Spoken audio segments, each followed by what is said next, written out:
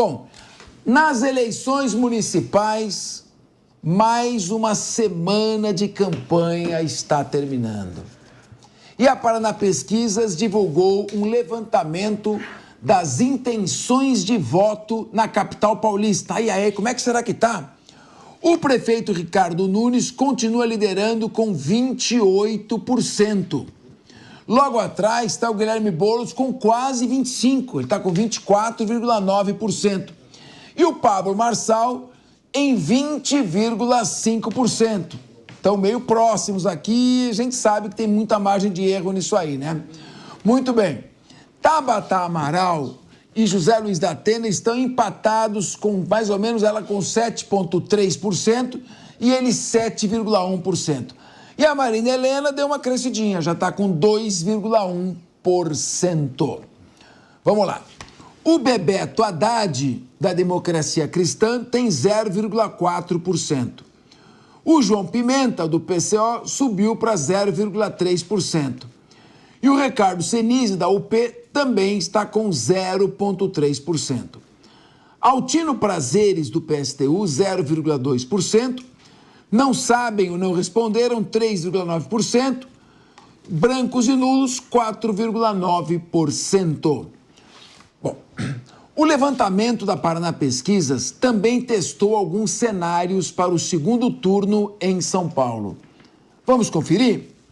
Olha, no segundo turno, Ricardo Nunes faz 51,6% contra 32,7% do Guilherme Boulos. Brancos e nulos, 10,2%.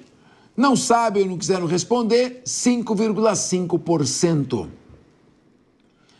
Já entre Boulos e Marçal, o negócio é mais apertado. O Boulos sobe para 43,7% e o Pablo Marçal, 36,6%. Brancos e nulos, 13,9%. Não sabem ou não quiseram responder, 5,8%. Então, olha só. E aí, nós estamos agora entre o Ricardo Nunes e o Pablo Marçal. O Ricardo Nunes pega 54,7%, portanto, ele tem baixa rejeição. O Pablo Marçal vai para 25,8%. Brancos e nulos, 13,7%. Não sabem ou não quiseram responder, 5,8%. O cenário, nesse momento, é favorável ao atual prefeito da cidade de São Paulo, Ricardo Nunes. Vamos debater? Tem mais um dado aqui, pessoal, para justificar, claro. A pesquisa foi realizada de 23 a 26 de setembro de 2024. Ela entrevistou 1.500 pessoas com 16 anos ou mais em São Paulo. A margem de erro é de 2,6 pontos percentuais para mais ou para menos. Esse levantamento, para quem quiser conferir, está registrado no TSE sob o número SP 09331/2024, Paraná Pesquisa, primeiro e segundo turno. Agora sim, podemos debater. Diego Tavares, não é que eu seja contra a pesquisa. A pesquisa, ela capta, ela tem uma aproximação científica e a gente tem que respeitar isto. Eu lembro que em 1985, todos os institutos erraram e apontaram Fernando Henrique Cardoso como prefeito da cidade de São Paulo. Só um acertou. Sabe quem foi? Qual? Jovem Pan. Olha só. Jovem Pan entrevistou 40 mil pessoas. E aí disseram que a pesquisa não tinha caráter científico. A Pan acertou. Eu não duvido de pesquisas, mas a gente está toda hora se surpreendendo quando as urnas abrem. Então eu pergunto a você, nesse momento parece que o retrato científico é esse. Será que isso se projeta na urna? Olha, Capês, só vamos saber no dia 6 de outubro. Mas a gente não pode também deixar de citar aqui que a Paraná Pesquisas foi o instituto que mais se aproximou do resultado das últimas eleições presidenciais. Mas tem um fato interessante sobre essa semana também. A última vez que eu estive aqui no Linha de Frente foi na última sexta-feira e acho que é a primeira vez, desde que a pré-campanha começou, que de uma semana para outra praticamente não tivemos novidades sobre as eleições aqui de São Paulo, né? E considerando que é uma eleição na qual uma das novidades foi uma cadeirada de um candidato no outro, não podemos aqui deixar de dizer que é uma eleição, de certa forma, conturbada. Né? Mas seria difícil superar a cadeirada também. Pois é, mas não vamos fazer torcida. É Brasil, né?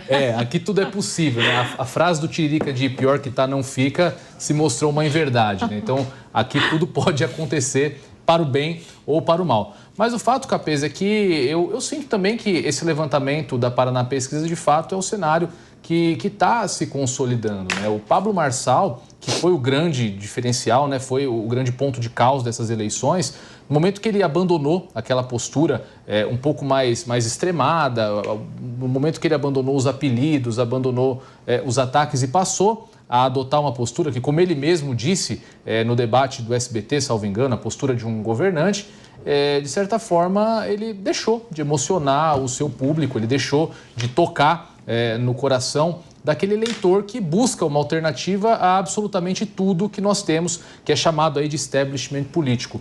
Então, com isso, o eleitor paulista parece que retornou um pouco mais àquele seu perfil histórico de um eleitor de centro, que busca uma candidatura mais segura. Na minha opinião, isso se revela, inclusive, com esse descolamento que o Nunes está apresentando em relação aos demais candidatos, também com esse leve engrandecimento da intenção de voto no Guilherme Boulos. E acho que outro dado que comprova essa minha opinião também é o fato de que, após a cadeirada que eu citei aqui, tanto Marçal quanto Datena se mantiveram estacionados nas pesquisas. Ou seja, é um sinal de que o eleitor praticamente se cansou do show, aproveitou esse show por um certo espaço de tempo e agora está ansioso para ouvir as propostas, ouvir a solução para os problemas que ele enfrenta no dia a dia. Mas, como eu disse, é uma eleição muito conturbada, muito atípica em relação a outros processos eleitorais que nós temos tanto no histórico de São Paulo quanto ao redor do país nesse ciclo, e tudo pode acontecer até o dia 6 de outubro. Está chegando, mas ainda corre muita água debaixo dessa ponte. Leandro Ferreira, qual a sua análise desse momento, quando ainda faltam 9 dias? Faltam 9 dias ainda para a eleição. Dá tempo de ter debate ou, pelo amor, pela madrugada, não? Que campanha de baixo nível. Tem uma porção de debates ainda para nos torturar pela Tem mais 3. Né? Então, são 3 debates. Não sei se todos os candidatos vão a todos, mas os debates serviram a um propósito, como disse o Diego aqui, para o Marçal por um certo tempo. Né? Mas eu entendo que ele sim monopolizou as eleições enquanto pauta das eleições, muito mais do que como candidato, né? E por isso teve o interesse da população demonstrado aí nessas pesquisas recorrentemente. Acho que ele tem insistido que algumas pesquisas são mais favoráveis a ele que essas, né? Então, acho que o dia da eleição vai ser um belo de um tira-teima, né? Infelizmente, é um tira-teima com o futuro da cidade em jogo, mas vai ser um tira-teima sobre também os institutos de pesquisa, né? O que eu diria, Capês, é que a grande novidade dessa eleição chama-se Ricardo Nunes, porque antes dela chegar, as pessoas mal sabiam quem era o prefeito da cidade. Então, agora que elas estão informadas que o prefeito Ricardo Nunes é prefeito dessa cidade, né, eu entendo que vai ter um tempo em que as coisas relacionadas a toda a bagunça gerada pelo Pablo Marçal vão se assentar ou se dissipar, caso ele não vá para o segundo turno. E aí a gente começa a discussão sobre a cidade, as suas pautas, o seu dia a dia, aquilo que ela precisa, no segundo turno. Eu vejo que o prefeito Ricardo Nunes conseguiu fazer uma campanha que atingisse os resultados que ele precisava. Sem dúvida, esse é um esforço que a gente deve acompanhar, reconhecer, né? Mas me parece que vai ser importante passar para o segundo turno, zerar o jogo e aí sim fazer um debate mais propositivo com quem quer que esteja no segundo turno. Ô, Deise, tem aí uns 7, 8% que não responderam, outros que estão com candidatos e podem também mudar na última hora. O cenário parece embolado entre os 3, não? Tá? Mas, com relação a isso, parece uma eleição emocionante, do ponto de vista da corrida de cavalo, né? Também tem uma questão no meio desse empate triplo aí, que é uma crise de representatividade, né? Então, o eleitorado paulistano ele ainda não se identificou efetivamente com um dos candidatos, né? O que acontece quando tem esse empate triplo quando tem uma diferença entre 3 candidatos? A última semana realmente ela importa em qualquer campanha, mas nesse caso ela importa muito mais. Então, o que pode definir, e aí é o grande ponto, o que pode definir uma ida para o segundo turno, a gente nem fala em vitória em primeiro turno, mas é um fato novo, ou a entrada de algum representante político ou de algum personagem político que São Paulo se identifique, então uma entrada no fim de campanha que faça com que o eleitorado pense, bom, é nessa pessoa que eu vou votar. E também a própria posição dos candidatos nos debates. Então, esses 3 fatores, eles podem diferenciar a candidatura que vai para o segundo turno, né? A apresentação de um fato novo, um personagem que entre na disputa e o próprio debate, né? O que a gente vê aqui em São Paulo, eu concordo com o Leandro fala da campanha do Nunes, foi uma grande surpresa, porque o Nunes era um desconhecido do grande eleitorado, né? E ele consegue agora se cacifar com força aí para ir para o segundo turno. O Marçal é a grande incógnita. A gente vai ter que saber e entender se o eleitorado paulistano continua esse eleitorado ali de centro, moderado, que a gente falou tantas vezes aqui, que é avesso às histerias. Todos os outros candidatos, mesmo o João Dória, na última semana de campanha, moderou o discurso para ir atrás desse eleitorado de centro na eleição que ele venceu. A gente tem que perceber agora o que vai ser o Pablo Marçal, né? Se esse discurso, ele entendeu que a política, de um modo geral, ela não é mais uma arena de moderação e de confronto, né? Ela é uma arena de combate. Mas São Paulo sempre teve uma característica diferente. O que a gente vai descobrir agora é se a política em São Paulo mudou e ela está virando mais para um ponto de polarização mesmo como a nacional, ou se a gente continua nos mesmos rumos da moderação, né? Ô, João Belutti, falando em eleição, em São Paulo, o candidato do PRTB, que é o Pablo Marçal, entrou com processo contra o José Luiz da Atena, em razão da agressão sofrida no episódio da cadeirada durante um debate entre candidatos. Marçal pede uma indenização de R$100 mil. O empresário se compromete a doar todo o valor da indenização para mulheres em situação de vulnerabilidade. Então, e aí mais uma pimenta aí, mais uma provocação ao Datena. O empresário, Pablo Marçal, caso venha ganhar, quer fazer essa doação, enfim, reiterando a sua provocação feita no debate. João Belutti, o que você achou de toda essa parafernália, essa confusão aí dos debates e a pesquisa aí retratando aí uma certa tendência do Ricardo Nunes, mas ao mesmo tempo uma indecisão do eleitor entre os candidatos Boulos e Marçal? Pois é, Capês, primeiro do episódio já era natural que o Pablo Marçal ajuizasse alguma ação demandando uma reparação por parte do Datena, porque foi uma coisa absolutamente grotesca, inesperada e criminosa. E o Datena também disse que já manejou ações contra o Marçal também, por questão da honra, enfim. A eleição, como sempre, muito judicializada, bastante judicializada. Com relação às pesquisas, elas dão a entender nesse sentido de uma estagnação do Marçal. Agora, naquela que é o Veritá, ele está na frente ainda, né? O próprio governador Tarcísio elogiou essa Veritá. Então está muito parelho. O que o Marçal teve o seu grande mérito foi expor esse grande teatro, que são os debates, que nunca foi, na verdade, para debater proposta, né? Sempre foi de confronto, de uma tentativa de humilhação do outro, de deixar o outro para baixo e se sobressair. E o Marçal fez esse papel do showman, né? Só que agora tá faltando alguma coisa para ele apresentar. Eu vejo que ele está moderando o discurso, está buscando o eleitor de centro. E essa questão teatral dele, que ela chamou muito a atenção, e agora ele tem que manter esse personagem, precisa escalar mais. É difícil você chegar nesse ponto e voltar. Então, eu acho que nos debates, nos outros 3 que faltam, ainda vai ter muita pimenta, aí vai trazer fato novo. Ele sabe pautar o debate, sabe pautar a mídia. A eleição está nesse lastro, nesse aspecto nacional, por conta da presença dele e da forma até teatral que ele tem conduzido.